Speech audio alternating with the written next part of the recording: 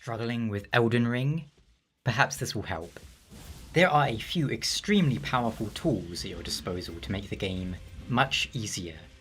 Outside of things like summoning other players and using the Spirit Bell, there's one very strong thing you can take advantage of that we'll focus on in this video. Bleeding. The bleed status in Elden Ring works much the same way as in most Souls games. A weapon with the bleed passive effect will build up a bleed meter on an enemy. When that meter is full, it will immediately do a chunk of damage. Sometimes this is percentage based, other times it's just a flat number. Either way, it's extremely powerful in Elden Ring, and a majority of the game's enemies are weak to it. So how can you get bleed?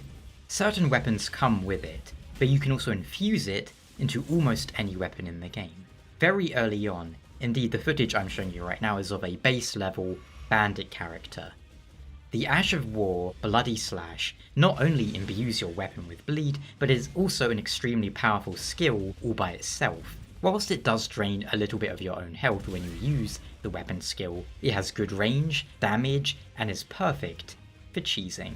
Whilst you can imbue this into almost any weapon that takes Ashes of War, allowing you freedom to choose a build more to your own liking, put it on your favourite weapon. The one I'm using as an example here is to build entirely around this, going all in on bleed.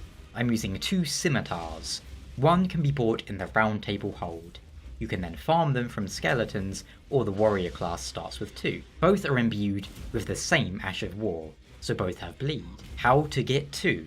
Well, grab one and then you can duplicate it at the blacksmith in the Round Table Hold using a lost Ash of War, which can be obtained here from the merchant in the Weeping Peninsula. There's a lot of other places you can get them, but here's one you can get very easily early on. The Ash of War itself is from this fort in eastern Limgrave, just past the forest. All of this is very easy to grab at base level at the start of the game. Bleed in this game scales with Arcane, so the idea with this build is to raise it to 20 right off the bat. But of course you can be more flexible and raise other stats first, or you can make whatever build you want. You don't need to build around Arcane for bleed to be good. The nice thing about Elden Ring is that you don't need to follow the build I'm using here exactly. You can just stick this Ash of War on just about any weapon and still be effective. Or you can follow this build to the letter, which would be taking, I don't know, Dex to 20, Arcane to 40, and other stats, just wherever, frankly.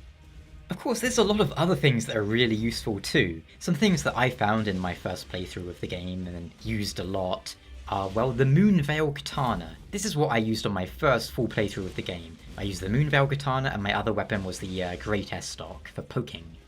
I was going for a sort of Spellblade character to take advantage of all these interesting new sorcery spells.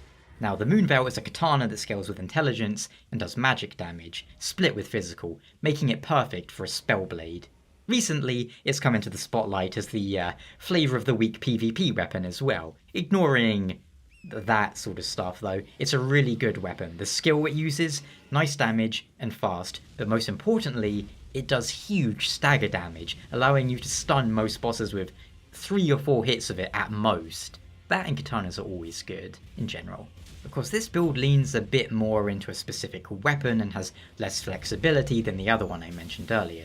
Still, these are two very powerful options for you. The katana is a little harder to find as you have to do this dungeon over in Caelid, but it's not too hard.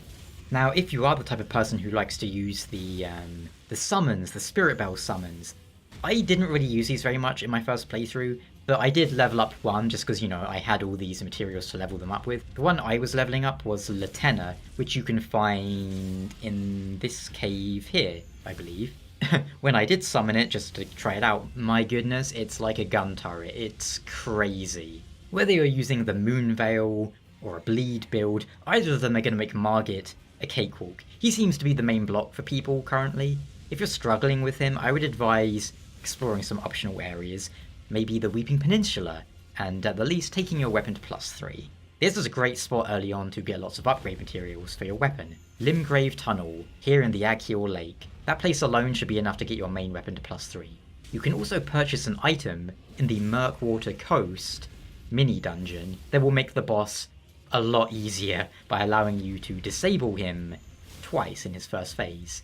Things like that are why it's always worth exploring. If you want any other details about these early game items or the build in general, don't hesitate to ask, and I hope that it helps if you're struggling with the game. Remember that weapon skills in this game are incredibly strong and absolutely can make or break fights, don't forget about them. Until next time, thank you so much for watching, and I will see you later.